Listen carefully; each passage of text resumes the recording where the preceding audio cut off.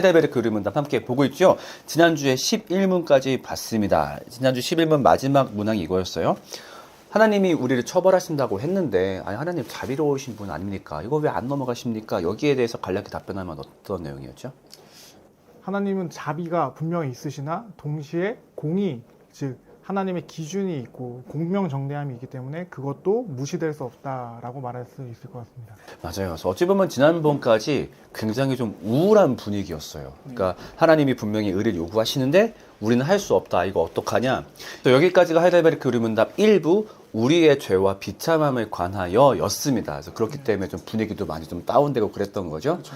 자, 그랬다가 드디어 이제 이번 주부터는 2부로 넘어가게 됩니다. 그래서 2부의 제목이 어떻게 되죠? 우리의 구속에 관하여라고 되어 있습니다. 네, 그래서 드디어 이제 2부부터 뭔가 해답이 나오겠죠. 근데 재밌는 얘기 좀 해볼게요. 여기 우리의 구속에 관하여 나와 있다 보니까 네. 되게 흔한 오해가 하나 있죠. 이거요. 그렇죠. 네. 구속하다 보니까 그렇죠. 뭐 누구 재벌 회장 구속, 그렇죠. 원래 구속의 뜻이 뭐죠? 이게 그 값을 지불해서 그 사람을 이제 옥에서 건져낸다라는 의미를 이제 구속이라고 합니다. 그래서 구원할 때 그 구자랑 속량할 때 속자를 써서 구속이다라고 표현을 하고 있습니다. 그렇죠.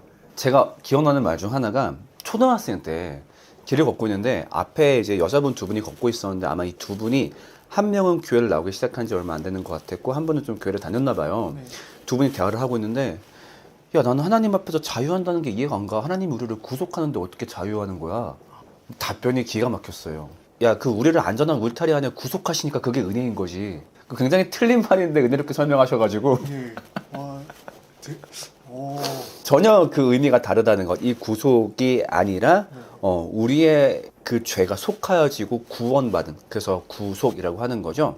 자, 그러면 이번 주 질문부터 한번 보겠습니다. 그럼 지난주 11문까지의 결론이 이랬어요. 하나님은 우리한테 의를 요구하시는데 우리는 할 수 없다. 그래서 형벌을 받을 수밖에 없다. 네. 그러면 이 형벌을 피할 수 있는 방법이 있나요? 어떻게 이 형벌을 피할 수 있을까요? 성경에서는 이제 1차적으로 인간에게 하나님의 의를 만족해라. 뭐 다른 말로 하면 율법을 온전히 이루어라라고 우리에게 요청하고 있는 것을 볼 수 있습니다. 아, 그럼 형벌을 피할 수 있다. 네, 그렇죠. 그럼 달리 말하자면은 만약에 누군가가 하나님 사랑과 이웃 사랑을 완벽하게 지킨다면 네. 정말로 천국에 갈 수 있는 겁니까? 분명하게 갈 수 있다라고 성경은 방점을 찍고 있습니다. 그 사람은 천국에 들어갈 수 있습니다. 그런데 이제 문제가 발생하는 거죠. 그렇죠. 우리는 그것이 불가능하다. 그러니까 하나님이 우리한테 왜 의를 요구하시나 했을 때 제 생각은 그런 것 같아요. 그러니까 어찌 보면은 우리가 아담의 잘못 이후로 네. 하나님을 배신하고 죽이려고 했던 아담의 피가 흐르고 있고 그 피가 있다는 상징이 어찌 보면 그 의를 행하지 못한다는 거잖아요. 근데 만약에 누군가가 의를 완벽하게 행한다면 얘는 그런 어떤 아담의 저주와 무관한 존재니까 정말로 하나님은 그 친구를 받아주시고 구원해 주시겠죠. 그렇죠. 그런데 문제는 우리가 그 의를 절대 지킬 수가 없다라고 하는 것. 그래서 이걸 어려운 말로 하면 뭐 전적 타락이다라고 이야기할 수 있는 거겠죠. 네. 그렇다면 하나님이 요구하시는 의를 만족시킬 수 있는 다른 방법은 없나요? 다른 방법이 있습니다. 일단 의가 만족되어야 되는 것과 함께 동일하게 그 의를 위해서 누군가가 나의 죄값을 완전히 해결해 주면 됩니다. 그래서 저희가 구속이다, 아까 속량한다라고 이야기했던 건데요. 네, 죄값이 완벽하게 해결되면 구원받을 수 있습니다.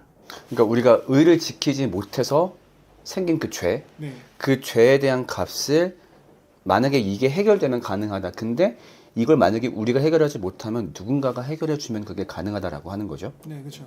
그러면 지금까지 얘기 들었을 때 우리 머릿속에 딱 떠오르는 게 바로 구약의 제사인 것 같거든요. 네. 그게 맞을까요? 그게 우리 죄값을 옮기는 행위가 맞을까요, 제사가? 네. 제사 자체가 하나님께서 사실 보시면 아시겠지만 율법을 주자마자 바로 제사를 주셨거든요. 그 이유가 하나님은 처음부터 인간이 이 율법을 온전히 지킬 수 없다라는 것을 알고 계셔서 그 죄를 속량할 수 있는 방법을 제사로서 주신 거였습니다. 그래서 사실 보게 되면은 레위기에 번제, 뭐 화목제, 그다음 속건제, 속죄제에 제사 제물에게 머리에 손을 얹는 행위를 하기도 합니다. 그게 무슨 의미냐? 나에게 있는 죄를 그 제사 제물에게 넘기는 그 전가시키는 행동인 거거든요. 그 책임 전가할 때 그 전가. 그렇죠. 넘겨버리는. 그래서 손을 얹는 순간 하나님 내가 잘못한 거 이제 얘가 잘못한 거예요. 이제 얘 혼내시면 됩니다. 그럼 저 죄 없는 거예요. 이제 이런 거라는 거죠. 그렇죠. 아, 그래서 율법과 제사는 항상 그렇게 유기적으로 묶여 있는 거군요. 네, 그렇죠. 뗄래야 뗄 수 없는 관계라고 할 수 있죠. 제가 설명할 때 어떤 표현을 종종 쓰냐면은 율법은 거울이다. 그러니까 율법이 없으면은 내가 죄인인지 모르잖아요. 아, 그렇죠. 그러니까 그것처럼 만약에 내가 얼굴에 더러운 게 묻어 있어. 거울이 없으면 모르는데 율법이랑 거울을 통해서 나 얼굴 더러운 거 묻어 있네. 그렇죠. 근데 이 들어오면 파티에 못 가. 네. 그래서 제사라는 목욕탕에 빨리 가야 되는 거죠. 아, 그래서 거울과 욕조 이렇게 저는 많이 표현하거든요. 그래서 율법을 통해서 나 빨리 씻어야겠구나. 그래서 가서 제사를 통해서 빨리 씻고 만약에 이 씻음이 원활하지 않으면 진짜로 그 천국잔치에 못 들어가게 되는. 그렇죠. 그렇죠. 기가 막히지 않나요? 진짜 좋은 예시인 것 같아요. 근데. 네, 그래서 우리가 제사를 통해서 우리의 죄를 전가시켜서 이 동물들이 어찌 보면 우리 대신 죄값을 치르게. 네. 근데 이 제사도 좀 한계가 있다라고 들었어요. 네, 맞습니다. 왜냐하면 인간이 아닌 존재가 그 죄를 받는 거고 그 존재도 결국은 피조물이잖아요. 하나님의 진노 자체가 그 성경에서는 무한하다, 너무나도 크다라고 이야기합니다. 피조물은 절대 그래서 그 진노를 감당할 수 없는 거예요. 아, 어디까지나 동물이 우리의 죄를 가져가는 건 한계가 있다. 네. 아직 그 말씀 되게 좋았던 것 같아요. 그러니까 하나님의 형상을 받은 인간이기 때문에 그 인간의 죄를 사하려면은 역시 하나님의 형상을 받은 최소한 네. 그런 존재여야 되는데 동물들은 그렇지 않다 보니까 우리의 죄를 잠깐 옮기는 건 가능하지만은 그쵸. 이것이 어떤 지속적인 기능을 할 수는 없다. 네. 그럼 결과적으로 그러니까 우리의 죄값을 온전하게 지불할 어떤 누군가가 좀 필요하다라고 할 수 있겠네요. 그렇죠. 우리에게는 그렇기 때문에 동물이 아니라 정말 진정한 중보자가 필요한 것이죠. 중보라는 게 그거죠. 이제 화해시키고 그렇죠. 좀 서로 뭔가 다시 맺어지게 하는. 그러니까 우리가 결국 죄가 있기 때문에 하나님과 우리의 관계가 온전하지 못한데 동물 제사를 아무리 해도 그 근본적인 관계를 해결해 줄 수가 없는데 그렇죠. 그 근본적인 관계를 해결할 수 있는 중보자가 필요하다라는 네. 거죠.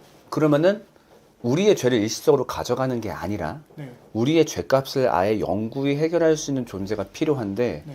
그러면 그 존재는 어떤 분이 와야 될까요? 앞에 있는 논리를 그대로 가져와서 계속 설명하자면 동물은 우리의 죄를 완벽하게 해결할 수 없습니다. 왜냐? 하나님 자체가 공의로운 분이다라고 했을 때 사람이 잘못한 거 다른 존재한테 너가 갚아라고 하면 이상한 거잖아요. 그렇기 때문에 참 사람, 즉 우리가 동일한 완벽한 인간이어야 된다는 뜻이고요.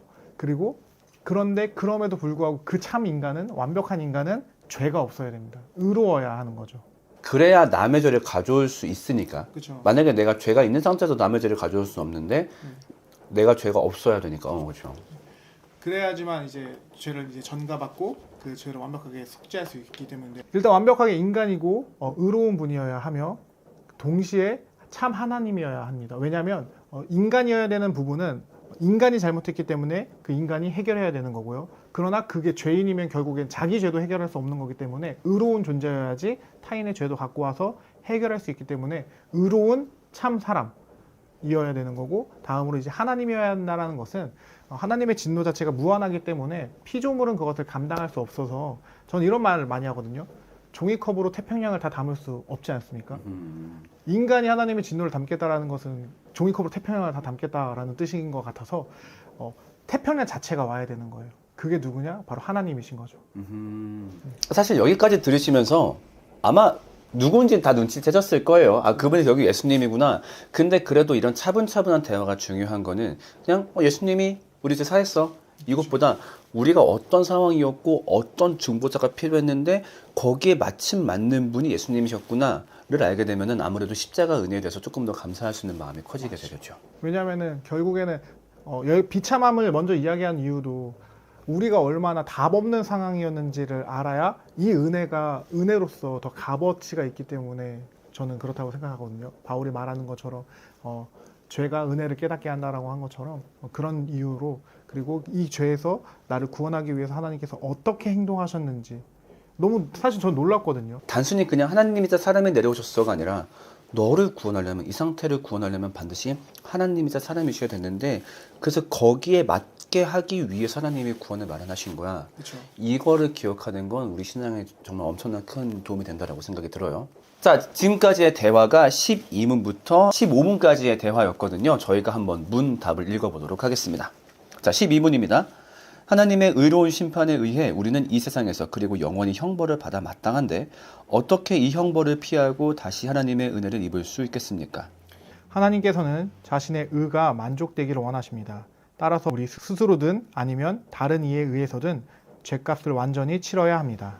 우리가 스스로 하나님의 의를 만족시킬 수 있습니까? 결코 그렇지 않습니다. 오히려 우리는 날마다 우리의 죄책을 증가시킬 뿐입니다. 13은 어떠한 피조물이라도 단지 피조물로서 우리를 대신하여 하나님의 의를 만족시킬 자가 있습니까? 하나도 없습니다. 첫째, 하나님께서는 인간의 죄책 때문에 다른 피조물을 형벌하기를 원치 않으십니다. 둘째, 어떠한 피조물이라도 단지 피조물로서는 죄에 대한 하나님의 영원한 진노의 짐을 감당할 수도 없고 다른 피조물을 거기서 구원할 수도 없습니다. 15문 그렇다면 우리는 어떠한 중보자와 구원자를 찾아야 합니까? 참 인간이고 의로운 분이나 동시에 참 하나님이고 모든 피조물보다 능력이 뛰어나신 분입니다. 네, 이렇게가 이제 5주차에 해당하는 문항들이었습니다. 자, 오늘 이런 대화 한번 나눠보시면 좋겠어요. 저번에도 비슷한 대화를 나눠봤지만은 이제 그런 말을 봤단 말이에요. 우리가 하나님의 의를 만족시킬 수 없다. 네. 여기에 대한 깨달음을 나눠봤으면 좋겠어요. 정말 내가 하나님이 원하는 의를 만들어낼 수 없는 존재구나 라고 느끼실 때가 언제인지. 그렇죠. 예, 내 삶에서 야, 난 진짜 하나님 사랑과 이웃 사랑이 안 되는구나. 자, 근데 또 사실 그런 경우도 있단 말이에요. 누군가는 그래도 이웃 사랑 같은 거 좀 착한 사람 되게 잘 살고 있지 않나? 가능할 수도 있지 않나? 어떻게 말할 수 있을까요? 일단은 뭐 저희 교단에서 말하는 1차적인 것은 아무리 선한 사람이라도 하나님이 보시기에 하나님의 기준에는 부합하지 않는다라고 이야기합니다. 근데 이것을 좀 더 이제 인간적인 측면에서 한번 바라보자면 이것은 인간이 아무리 선한 행동을 할지라도 그것은 겉으로 표명되는 것뿐이지 그 안에 내면은 우리가 살펴볼 수가 없다는 점이 하나고요. 그리고 선을 행했더라도 그 선에 대한 기대치가 이루어지지 않았을 때 나타나는 인간의 악함은 더 증폭된다라는 것을 우리가 한번 살펴본 적이 있었습니다. 이런 내용들을 통해서 인간이 선을 행한다라는 것은 아마 하나님의 입장에서는 불가능하다라고 설명드릴 수 있을 것 같습니다. 그렇죠. 저도 몇몇 분 만나서 대화를 해봤을 때 지사님은 정말로 어떤 악함에 대한 걱정이 없으실 것 같아요 라고 말을 하지만 막상 얘기를 들어보면은 아유 목사님 아니에요. 저도 진짜 제 안에 말 못하는 막 그런 문제들이 있는 경우도 많았고 그렇죠. 혹은 야, 저 사람만큼은 진짜 선한 사람 아닐까? 라고 했는데 역시 그 사람도 자기의 선이 어떤 기대치로 돌아오지 않았을 때 막 이렇게 바뀐다거나 그런 것들도 좀 많이 보게 되면서 매번 느끼게 되는 것 같아요. 인간이 하나님의 의를 만족시키는 것은 불가능하구나. 그래서 여러분들께서 자기 삶에서 그런 걸 느낄 때가 언제인지 혹은 자신의 사례를 너무 말하기 어렵다 하시는 분들은 어떤 관찰의 결과를 말씀하시는 것도 나쁘지 않을 것 같습니다. 그렇죠. 자, 그럼 이제부터 우리가 중보자에 대한 얘기를 했다 보니까 이제부터 그 중보자가 어떤 분이신지 배워나가야 되겠죠? 네. 그것은 바로 다음 주부터 사람과 하나님에 대해서 하나씩 살펴보도록 하겠습니다. 네, 그럼 여기까지 인사하도록 하겠습니다. 구영 예배 잘 마무리하시기 바라겠습니다. 수고하셨습니다. 수고하셨습니다.